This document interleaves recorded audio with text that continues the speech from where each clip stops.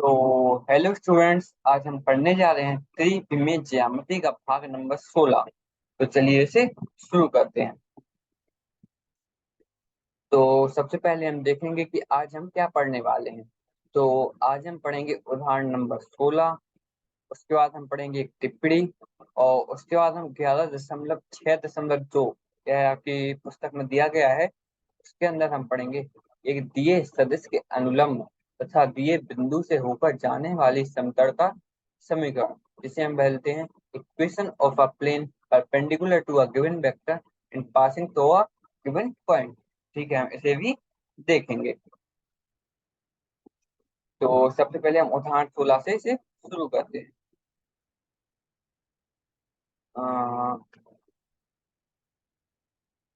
ठीक है।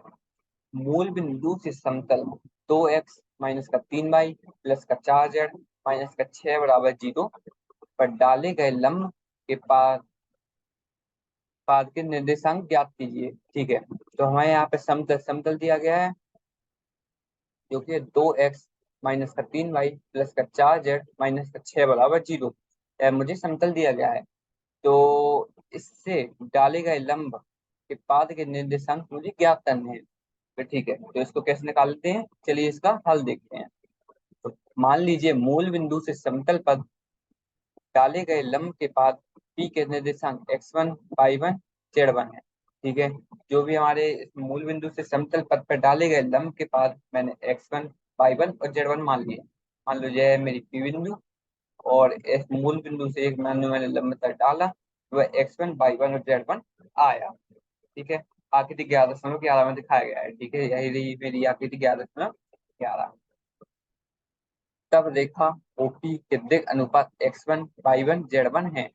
तो रेखा ओपी, जो भी हमारी ओपी दी गई है, उसके दिग अनुपात कैसे निकलेंगे, उसके दिग अनुपात हम निकालेंगे पी। पी के कोऑर्डिनेट में से ओ के कोऑर्डिनेट माइनस करके। ओ के कोऑर्डिनेट कितने दिए गए होते हैं, ओ के कोऑर्डिनेट हमारे पास दिए होते हैं 0,0,0। तो आप जब x1 में से जीरो घटाएंगे तो x1 ही आएगा। इसी तरह y1 और z1 में से जब भी जीरो घटाएंगे तो y1 और z1 ही आने वाला है। तो एस ओपी के दिग अनुपात आ जाएंगे x1 y1 z1। ठीक है, इसी तरह समतल के समीकरण को अभिलंब के रूप में लिखने पर हम पाते हैं। तो जब हम इसे अभिलंब के रूप में लिखेंगे, मतलब कि पहले हमें क्या करना है, देखिए इसे इसे कर हमने पहले पिछले हमने भाग में जो भी उदाहरण किए थे उसमें मैंने अभिलंब के रूप में लिखना बताया था। चलिए इसे मैं दोबारा बता देता हूँ। ठीक है, तो पहले मुझे क्या करना है, 6 को मुझे इस साइड ले जाना है। ठीक है, तो यह आ जाएगा 2x माइनस का 3y प्लस का 4z बराबर 6। तो जो भी हमारे यहाँ पे जो आएगा उसका मुझे परिमाण निकालना है और सभी को परिमाण से विभाजित कर देना है। ठीक है, तो इसका परिमाण हम कैसे निकाल लेंगे, जो कि आ जाएगा 2, 2 का 4 प्लस 9 प्लस तत्व को 16। तो यह आ जाएगा कुछ इस तरह से, तो 16 9 और 4 यह आ जाएगा रूट 29 के बराबर। तो ठीक है, मुझे रूट 29 से सबको भाग कर देना है। देखिए यहाँ पे 2 भागे रूट 29 एक्स, 3 भागे रूट 29 बाय, 4 भागे रूट 29 जेड, और यहाँ पर आखिर में 6 भागे रूट 29। यह मैंने कर दिया है, सभी को रूट 29 से भाग कर देंगे तो यहाँ पर ओपी के हमें दिग अनुपात प्राप्त हो जाएंगे। ओपी के दिग अनुपात क्या निकल आएंगे, 2 भागे रूट 29 कॉमा माइनस का 3 भागे रूट 29 कॉमा 4 भागे रूट 29, क्योंकि एक्स वाई और जेड के आगे लिखे हुए हैं भाई, हमारे दिग अनुपात हो जाएंगे क्योंकि हमने उसे पहले ही परिमाण से भाग विभाजित कर दिया है। ठीक है, तो अब इसे आगे देखते हैं। क्योंकि एक रेखा के दिक् कोसाइन और दिक् अनुपात समानुपाती होते हैं। ठीक है, दिक् अनुपात और दिक् कोसाइन समानुपाती से आप समझ सकते हैं। जैसे मान लो मेरे पास है, उसी के गुणन होते हैं। गुणन का मतलब आप समझ सकते हैं, मान लो मेरे पास दिक् अनुपात 1 2 3, तो दिक् दिक् कोसाइन क्या हो जाएंगे, मान लो मैंने कर दिया 1/5, 2/5, 3/5 इनके। अब मान लो मैंने तीनों को 5 से गुणा करता हूँ तो मुझे यही मिल जाएंगे। तो इन्हीं को हम समानुपाती कहते हैं, मतलब यह इनके रेशनल में है। ठीक है, कहीं से मुझे सीधा सीधा मिल जाएगा। अगर आपको क्या करना है, आपको एक्स वाई और जेड निकाल लेने हैं। एक्स वाई और जेड कैसे निकलेंगे? यह आ जाएगा मेरा x1/2 बराबर y1/-3 बराबर z1/4। ठीक है। और इसमें आपको ध्यान रखना है कि सभी को मैंने √29 से भाग किया है। देखिए √29 ये सभी आ जाएगा। वहीं से हम सीधे सीधे x1 y1 और z1 का मान निकाल लेंगे। x1 का मान कैसे आएगा? जब मैं इसको इस साइड k के बराबर में भेज दूंगा, इसी तरह इसको k के बराबर में भेज दूंगा, इस तरह इसको भी k के बराबर में भेज दूंगा। यहाँ से x1 y1 और z1 का मुझे मान प्राप्त हो जाएगा। x1 का मान यहाँ क्या आ जाएगा? 2 के भागे √29। y1 का मान आ जाएगा -3 के भागे √30। z1 का मान क्या आ जाएगा? 4 के भागे √29। तो ठीक है, तो यहाँ से हमें सभी का मान मिल गया है। ठीक है, x1 और y1 और z1 का। ठीक है, तो अब इन मानों को समतल के समीकरण में प्रतिस्थापित करने पर हम पाते हैं कि k बराबर 6/√29। मान लो जो भी मेरे पास समतल का समीकरण दिया गया था, जो कि यहाँ पे मुझे शुरू में दिया गया है, जब मैं इसमें एक्स वाई और जेड के मान रखता हूँ, जो कि देखिए तीनों के टर्म्स में है, के टर्म्स में ही निकल आएगा। ठीक है, तो यहाँ से मुझे सीधा सीधा क्या आ जाएगा? के बराबर आ जाएगा 6/√29। ठीक है, तो के बराबर आ गया 6/√29। तो अतः लंब के पाद के निर्देशांक निर्देशांक क्या हो जाएंगे? 12/√29 माइनस का 18/√29, 24/√29। क्योंकि के की जगह पे मैंने जब 6/√29 रख दिया तो आ जाएगा 6 दूनी 12, √29 और √29 का गुणा होगा तो वह 29 आ जाएगा। कहीं से सीधा सीधा आ गया 12/√29, 12/29। वैसे का जब 6 और गुणा -3 होगा तो माइनस का 18/29, और 6 और 4 का गुणा होगा तो 24/29। तो यहाँ से लंब के पाद के निर्देशांक मुझे सीधे सीधे पता चल गए हैं। ठीक है, तो अब हम आगे देखते हैं। तो आगे सबसे पहले हम देखने वाले हैं टिप्पणी। और टिप्पणी के बाद हम देखेंगे कि दिए सदिश के अमूलम तथा दिए बिंदु से होकर जाने वाली समतल के समीकरण को। और उसके बाद हमारा भाग यहीं पे आज खत्म हो जाएगा। आज हम उसके यहाँ पर उसके कार्तीय रूप को भी देख लेंगे। ठीक है, हाँ बढ़िया है। तो सबसे पहले हम टिप्पणी को देखेंगे। यदि मूल बिंदु से समतल की दूरी d हो और समतल के अभिलंब की दिक् कोसाइन एल एम और एन हो, तो एल डी एम डी और एन डी होता है। तो लंब का पाद। ठीक है, मान लो यह मेरे पास एक समतल है और समतल की मूल बिंदु की दूरी कितनी है? d। और इसके जो भी लंब है, इसके दिक् कोसाइन क्या है? एल एम और एन। तो यहाँ पे उसने पूरा का पूरा शॉर्टकट बता दिया है कि लंब के पाद हमें क्या निकल आएंगे? एल का डी से गुणा कीजिए, एम का डी से गुणा कीजिए और एन का डी से गुणा कीजिए। देखिए यहाँ से मुझे सीधे सीधे लंब के पाद मिल जाएंगे। आपने पहले भी देखा है।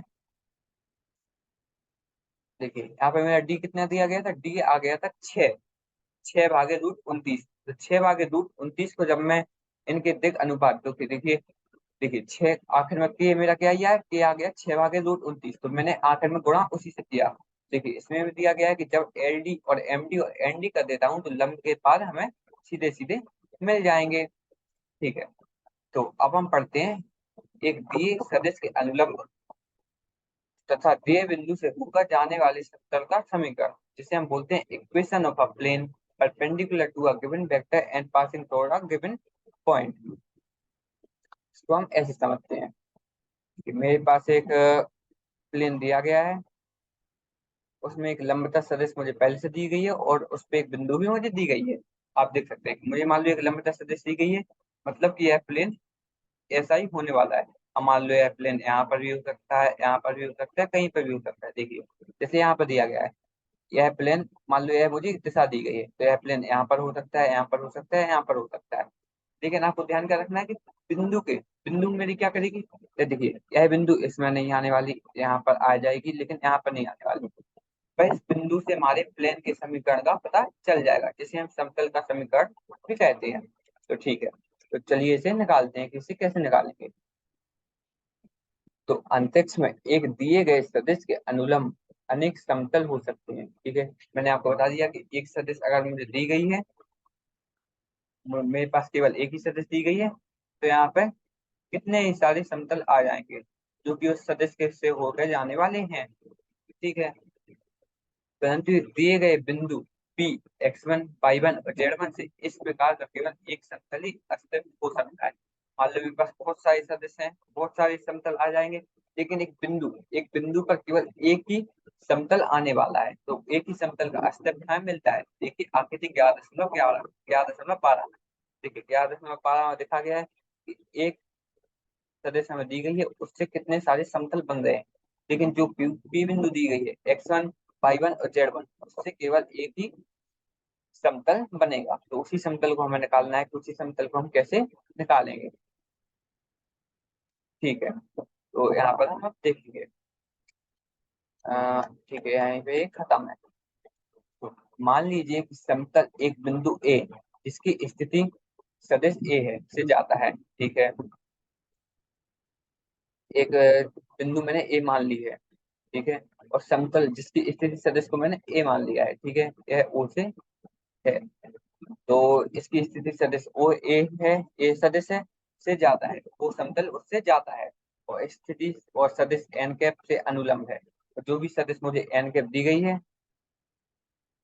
एन सदिश दी गई है, यह उसके अनुलंब है। मतलब कि यह हो जाएगी मेरी एन सदिश, वह हो जाएगा मेरा प्लेन। ठीक है, जो कि उसके अनुलंब है। मान लीजिए कि समतल पर किसी बिंदु P की स्थिति सदिश R है। देखिए मुझे एक और बिंदु P दी गई है, और उसकी स्थिति सदिश क्या दी गई है, P, जो कि x y और z। ठीक है, और इसकी स्थिति सदिश दी गई है मुझे R। ठीक है, आकृति 11.13 11.13 मैंने आपको बता दिया है कि यह क्या है। तब बिंदु P जो कि समतल में स्थित होता है यदि और केवल यदि AP डॉट एन कैप पर लंब है। देखिए, तो मैंने मान लो AP निकाला, यह मेरा एपी आ जाएगा और यह मेरा एन है। ठीक है, तो आपको ध्यान होगा, अब आपको सीधा सीधा याद हो जाएगा, जब दो लंब होती हैं तो उनका हम अदिश गुणनफल निकाल लेते हैं। उनका अदिश गुणनफल होता है 0 के बराबर। ठीक है, तो यहाँ पर मैंने पहले निकाल दिया। यह इसका इसका स्थिति सदिश क्या था, आर, इसका स्थिति सदिश क्या था, ए। तो आर माइनस ए हो जाएगा मेरा एपी, और एन था मेरा लंबवत सदिश। ठीक है, तो यहाँ पे अनुलंब सदिश जो कि हमें एन दी गई है, उसका जब हम इसके साथ अदिश गुणनफल करेंगे तो वह 0 के बराबर होगा। यह समतल का सदिश समीकरण है। यह आपको पता ही होगा कि यह हमारी समतल का सदिश समीकरण निकल आएगा। सदिश समीकरण पर देखिए, आपको यहाँ पर पहले एक बिंदु जो कि एन आर ऐसे दी जाती थी, और यहाँ पे एन के बराबर डी होता था। यह थी हमारी पहले वाली समीकरण। लेकिन इस बार हमें क्या दिया गया, इस बार हमें डी की कोई जरूरत नहीं है। बस आपको क्या करना, r minus a dot n के बराबर डी। ठीक है, यह हमारा सीधा सीधा निकल आएगा, और इसको आपको जो भी याद रखना है। अब हम आगे देखते हैं। तो आगे अब मैं आपको बताता हूँ एन कैप क्या होता है। देख लीजिए, हमारे पास एक प्लेन है, यह प्लेन मैंने बनाया है, यह एक प्लेन है। ठीक है, इसको हम मान लेंगे। उस पर एक बिंदु P दी गई है जो कि x y और z है। ठीक है, और उसके लंब तक जो हमें सदिश दी गई है वो है n कैप। ठीक है, उसके लंब तक सदिश, और एक बिंदु और हमें जो कि A दी गई है। तो देखिए, जब ए पी को जोड़ते हैं तो उनके लंब तक जो भी सदिश बनेंगे उनके बीच में 90 डिग्री का कोण आ जाएगा। 90 डिग्री का कोण आएगा तो हम n cap dot A P सदिश को 0 के बराबर लिख सकते हैं, क्योंकि दो बिंदु जिनका स्थिति सदिश, मतलब जिनका आप देख सकते हैं जिनके बीच में कोण 90 डिग्री है, तो उनका क्या आता है, उनका डॉट प्रोडक्ट या फिर जिसे अदिश गुणनफल कहते हैं वह 0 के बराबर आता है। ठीक है, तो हम उसी का यहाँ पे फायदा उठाएंगे, और जो कि हमने पहले देखा कि आर वेक्टर माइनस का ए वेक्टर, आर वेक्टर माइनस का ए वेक्टर क्या है, हमारा ए पी, क्योंकि ए था हमारा ए वेक्टर और पी था हमारा यहाँ पे आर वेक्टर। तो यहाँ पे R vector minus A vector करेंगे तो हम, और उसका एन कैप के साथ आदेश गुणनफल निकालेंगे, मतलब डॉट एन कैप लिख सकते हैं, तो वह 0 के बराबर हो जाएगा। ठीक है, तो अब हम उसके कार्तीय रूप को भी निकालना देखते हैं। यह स्लाइड 2 बार कॉपी हो गई है, लेकिन कोई दिक्कत की बात नहीं है। कार्तीय रूप हम निकालेंगे। ठीक है, तो कार्तीय रूप में हम देखते हैं कार्टेशियन फॉर्म जिसे बोलते हैं। मान लीजिए कि दिशा बिंदु ए x1 y1 z1 और समतल पर कोई बिंदु P x y z है। यह मैंने पहले बता दिया है कि कोई भी एक दिया बिंदु, मुझे एक बिंदु दी गई है जो कि A है, जो कि x1 y1 और z1 निर्मांश है, और कोई बिंदु P दी गई है जो कि जिसके कोऑर्डिनेट है x y और z, तथा n वेक्टर के दिक अनुपात A B और C है, तथा जो भी हमें n लंबवत सदिश दी गई है उसके दिक अनुपात हमें दिए गए A B और C। तब क्या होगा, तब देखिए, तब हम A को लिख सकते हैं x1 i cap plus y1 j cap plus z1 k cap. यहाँ पे उसके कोऑर्डिनेट्स क्या दिए गए थे, x1 y1 और z1, और यहाँ पे हम आई आर को क्या लिख सकते हैं, आर है हमारी पी सदिश। पी सदिश को हम क्या लिख सकते हैं, x i cap plus y j cap plus का z k कैप। इसको भी हम सीधा सीधा यहीं पे x और y और z के टर्म्स में लिख सकते हैं। यहाँ पे n क्या हो जाएगा, n के हमें देख अनुपात दिए गए हैं जो कि है a b और c। ठीक है, तो a के साथ हम गुणा करेंगे i का, b के साथ गुणा करेंगे j का, और c के साथ गुणा करेंगे k का। ठीक है, तो a i कैप प्लस का b j कैप प्लस का c k कैप, यह हमारी लंबवत सदिश आ जाएगी जो कि n कैप है। ठीक है, उसके बाद हम देखते हैं r वेक्टर माइनस का a वेक्टर जो कि n कैप के बराबर था। यह मेरी हमने पहले समीकरण इसका निकाल चुके हैं, देखिएगा इसका समीकरण हम पहले ही निकाल चुके हैं, जो कि यहाँ पर हमने निकाला। यह सदिश का समीकरण है, यह समतल के सदिश का समीकरण। ठीक है, तो अगर आपको क्या करना है, बस आर की जगह आर का मान रखिए, ए की जगह पे ए का मान रखिए, एन की जगह पे एन का मान रखिए, और आपको सीधे सीधे आंसर पता चल जाएगा। ठीक है, तो अब आर माइनस ए आप कैसे निकाल लेंगे, यहाँ पर x दिया गया है, यहाँ पर x1 दिया गया है, तो आपको क्या करना है, x में से x1 घटाना है। ठीक है, इस तरह हम y में से y1 घटाएंगे और z में से z1 घटाएंगे। आई जे के आपको जे को रखनी है क्योंकि मैंने केवल और केवल घटाया है।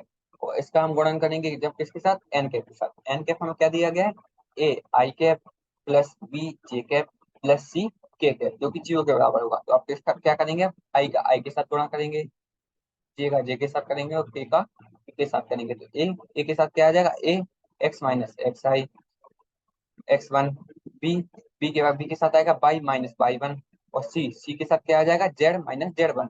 यह होगा हमारे 0 के बराबर, क्योंकि यह दोनों सदिश एक दूसरे से 90 कोण पर स्थित हैं। ठीक है, तो इसको भी आपको ध्यान रखना है कि कार्तीय रूप में हम इसे कैसे निकालते हैं।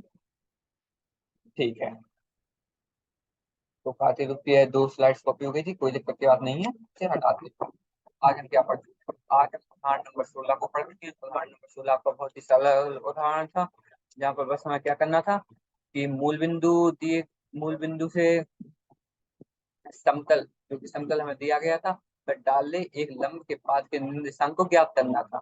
ठीक है, यह बहुत ही सरल था जो कि हमने कर लिया। उसके बाद हमने एक टिप्पणी देखी, टिप्पणी में हमने देखा कि जो भी हमने उदाहरण नंबर 16 किया था उसको हम जस्ट एक सेकंड में कैसे कर सकते हैं। अभिलंब के दिक् को साइन प्राप्त करने हैं और समतल से दूरी होनी चाहिए, तो तब हम दोनों का गुणा कर देंगे जो कि होगा एल डी एम डी और एन डी। तो इससे हम समतल की दूरी कैसे निकाल पाएंगे। और उसके बाद हमने पढ़ा एक दिए सदिश के अनुलंब तथा दिए बिंदु से होकर जाने वाली समतल का समीकरण, यह भी हम देख चुके हैं। ठीक है, तो आज हमने वह भी देख लिया। आगे हम क्या देखेंगे, आगे हम देखेंगे उदाहरण नंबर 17, और साथ में देखेंगे 11.6.3 पर दिए गए 3 असंख्यीय बिंदुओं से होकर जाने वाली समतल का समीकरण। ठीक है, जो 3 बिंदु दिए गई होंगी और तीनों बिंदुओं से होकर जाने वाली समतल का समीकरण हम निकालेंगे। इसे हम बोलते हैं equation of a plane passing through three non collinear point. प्रत्येक कोलिनियर नॉन कोलिनियर मतलब कि वह एक ही दिशा में नहीं होने चाहिए। जब एक ही दिशा में होंगे, मालूम मेरे पास क्या उंगली दी गई है, इस उंगली की एक ही दिशा में तीनों प्लेन कैसा होगा, इस तरह होगा, वह नीचे ऊपर कहीं भी हो सकता है। लेकिन अगर मेरे पास मान लो एक बिंदु, दो बिंदु, तीन बिंदु दी गई है, तो यह प्लेन ऐसे है, तो वह किसी भी तरफ घूम नहीं सकता। तो जब भी नॉन कोलिनियर बिंदु हमें दी गई होंगी, जिसे हम असंक्रिय बिंदु बोलते हैं, उसी का हम जो कि हमें समतल होगा उसी का हम समीकरण प्राप्त कर पाएंगे। ठीक है, तो आज का लेक्चर बस यहीं पे खत्म करते हैं। धन्यवाद। आपने जो भी पढ़ा है उसको एक बार जरूर पढ़ लीजिएगा, और आगे एक उदाहरण दिया गया है उसको भी आप एक बार जरूर से खुद से लगाकर आइएगा। ठीक है, धन्यवाद।